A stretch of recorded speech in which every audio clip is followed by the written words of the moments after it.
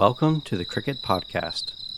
Tonight's original bedtime story is called Hannah and the Haunted Rat.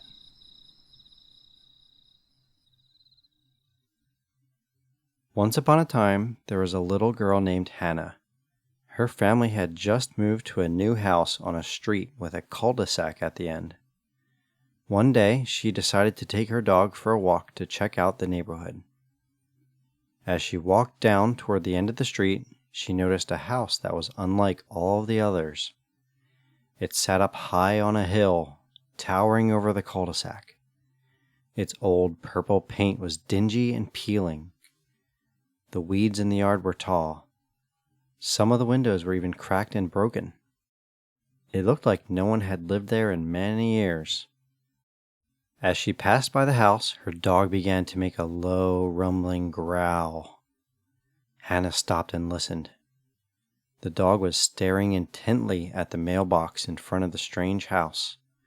It was all black and looked like it was 100 years old. Hannah suspiciously walked closer toward the mailbox. As she got closer, the dog began to bark. She popped open the door of the mailbox and peered inside. It looked empty except for some very old, ripped-up mail. As Hannah reached her hand inside the mailbox, she felt a strong bite on her hand. She yanked it back as fast as she could while yelling, "Ouch!" She looked inside the mailbox again, and this time saw two red glowing eyes staring back at her. Before she could even guess what it was, a black, mangy rat jumped out and landed on the ground by their feet. It hissed at her and the dog before quickly scurrying toward the nearest sewer grate and disappearing. Hannah ran back to her house, holding her hand. When she got home, her parents asked her what happened. They decided they should go to the emergency room in case the rat had some kind of disease that would need to be treated right away. As they arrived at the emergency room, Hannah and her parents walked up to the counter to check in. The receptionist said they should grab a seat and wait their turn.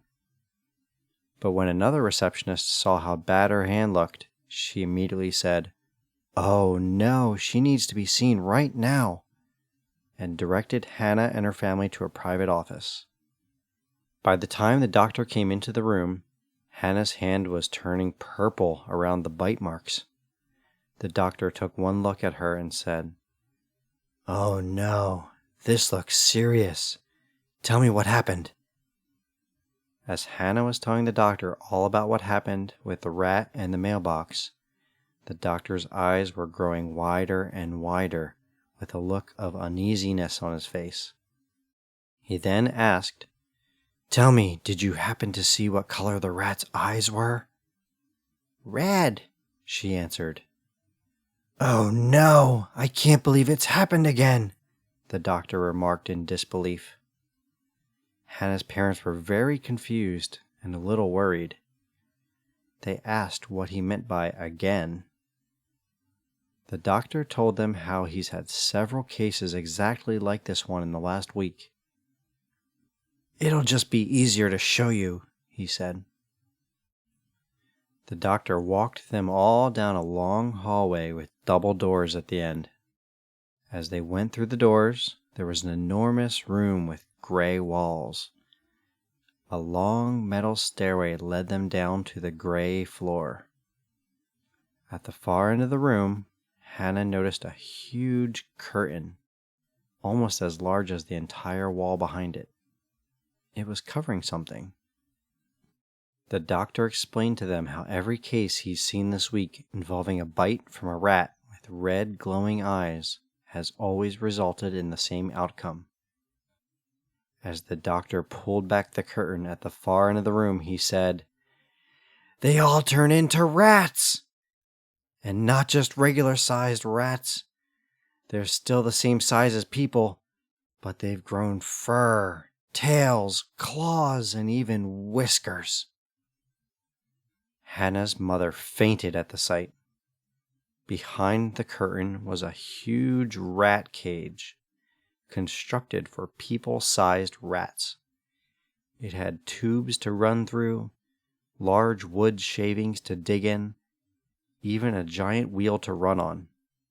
It was quite an impressive thing to behold.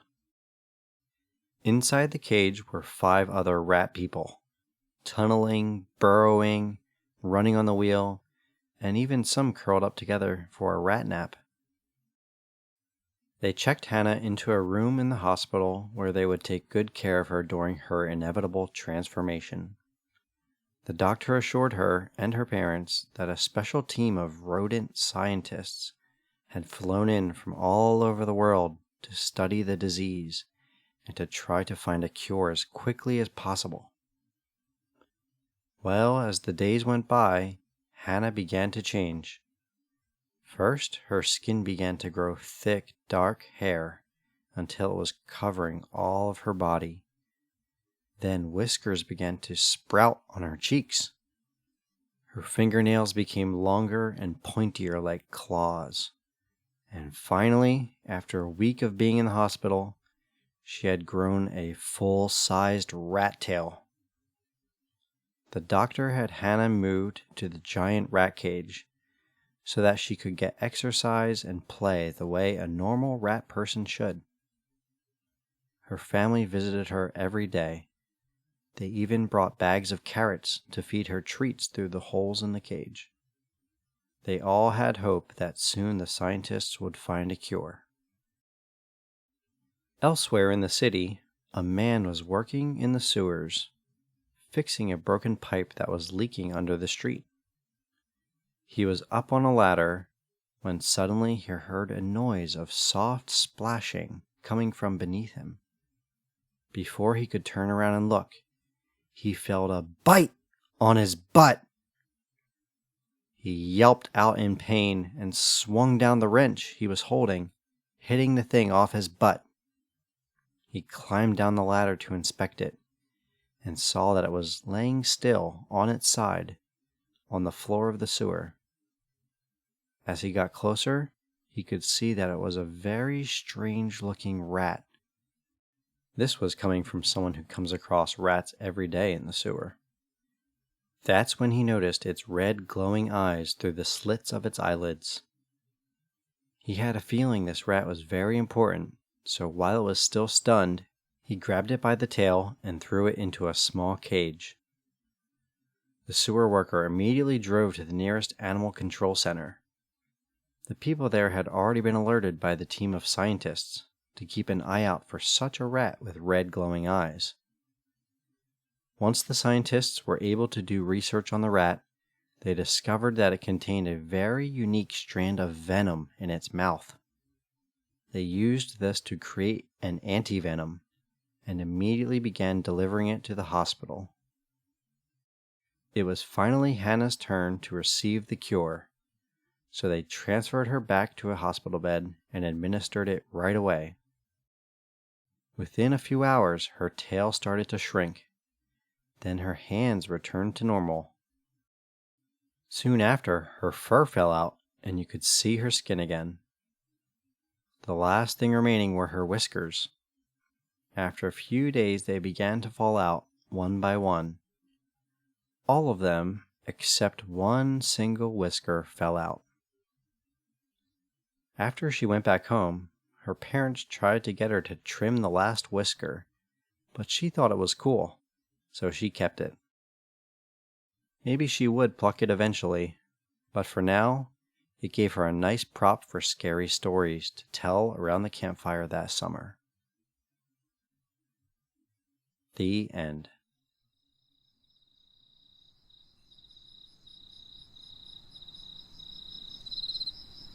You just heard the original bedtime story, Hannah and the Haunted Rat, on the Cricket Podcast.